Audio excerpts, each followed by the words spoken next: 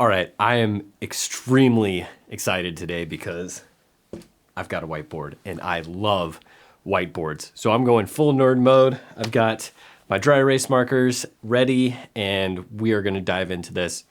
The reason for the whiteboard is because I want to get into explaining story arcs, right? And help you understand what a story arc is, why they're necessary, and how you can almost either post-determine or predetermine them to help you in the edit or to help you conceptualize that stories by design are an emotional journey that you're taking the audience on. And you can specifically design that emotional journey to your liking so that way you're giving the audience a very detailed and specific experience. It's not just some random fluke thing that happens. You're actually creating this intentionally.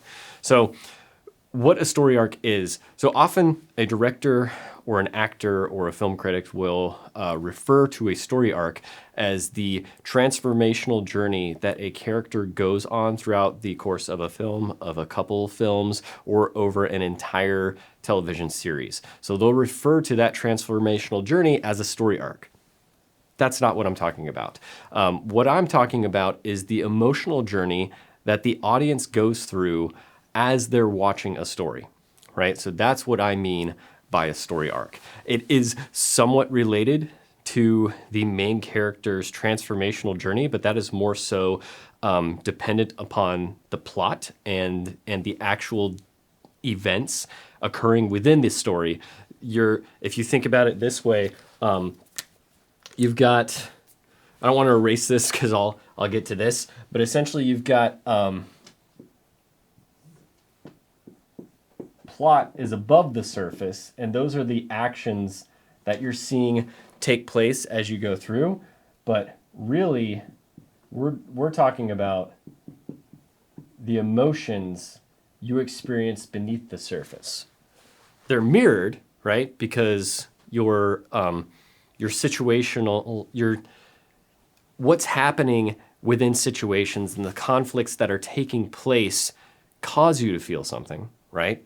You're not just feeling things by chance because you're watching something. If there was just a time clicker going through, you would be feeling bored, right? So it's there. Your emotions are in response to the plot that's happening, but the story arc that I'm talking about is the emotional arc. I started paying attention more to story arcs and started to draw them out when I was working at Story Driven, helping our editors and guiding them to shaping the story. And when I was doing that, I had to think about why I was making certain decisions that I was making. And when I sat back and actually processed that, I realized that really it had to do with music selection, right? So I was selecting specific music that aligned with the emotional tone of the story that we were telling, but I was making that choice intuitively until I had to communicate that to someone else, right? And when I was forced to communicate my decisions to someone else to help them see that as well and heighten their decision making about the music selections they were making, that's when I started actually mapping these things out. And interestingly, it was only after I started mapping these things out that then I saw this really funny video on YouTube of Kurt Vonnegut and his rejected thesis where he's actually drawing story shapes. So definitely Google Kurt Vonnegut story shapes. I'll try to put a link into it, but it depends on where this video is posted, right? If you're on YouTube watching this, you'll see the link in the description. But definitely check that out. It's very funny.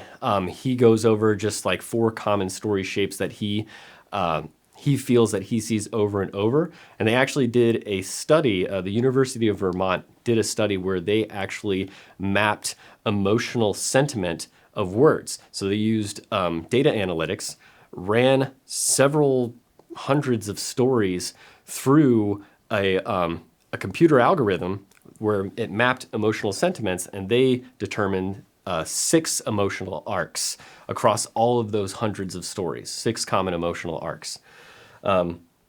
So anyways, the emotional arc, that's what we're talking about. Super interesting.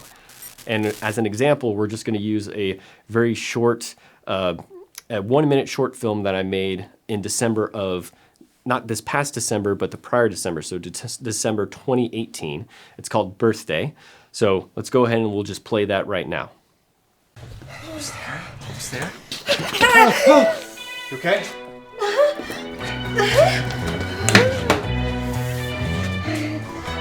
There you go. Here, all right.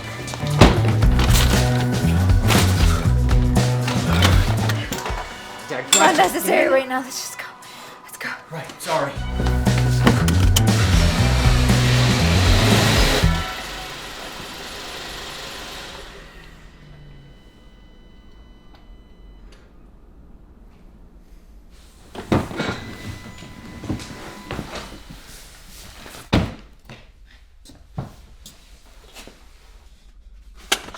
Leave it.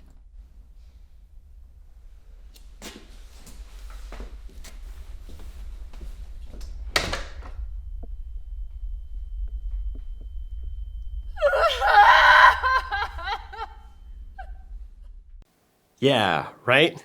So, little surprising. Didn't really expect that it was going to go that way, right? So what happened in that story is essentially this. This is the emotional journey that you were going on as you were watching that story. So the story essentially starts off a little above neutral. Clearly it's a husband and wife. The wife is in pain, right? But you're seeing the husband helping the wife. So you're not feeling negative, but you're feeling concern, right? But you're also seeing their togetherness. So because of that, it's not exactly in the negative and it's a little bit above neutral. So I'm just saying you're starting neutral.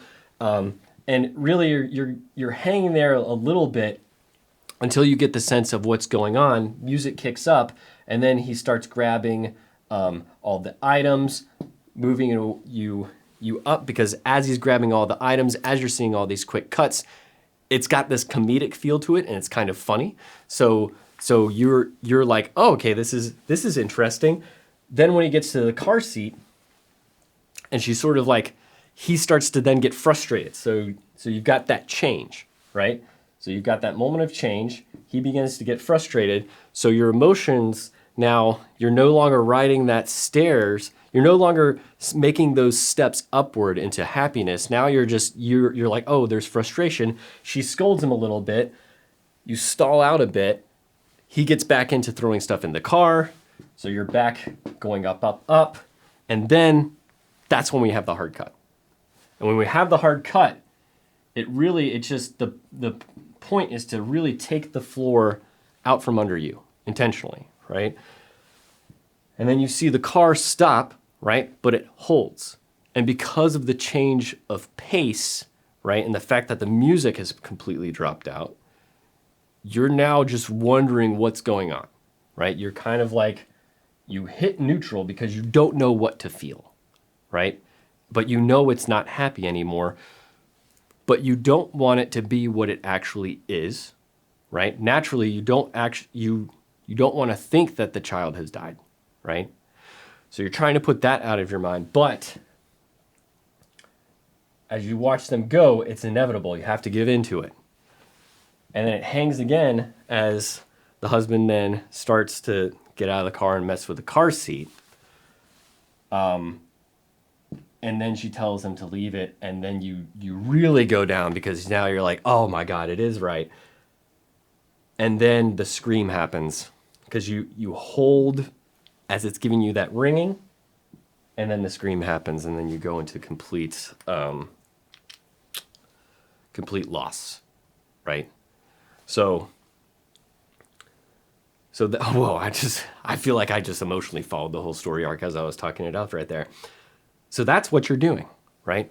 And as you're thinking about that, like, that is what the music is helping you to feel. That pace, that quick cut, that's why that texture, the bow, bow, bow, down, down. That's why I'm using that music in that part, because I'm wanting to build you up right? And the whole point of that whole buildup is to let you come crashing down. Hopefully, right? If you were engaged in that story, that's where you're trying to come down. Now why this, right? Well, because a story is about change.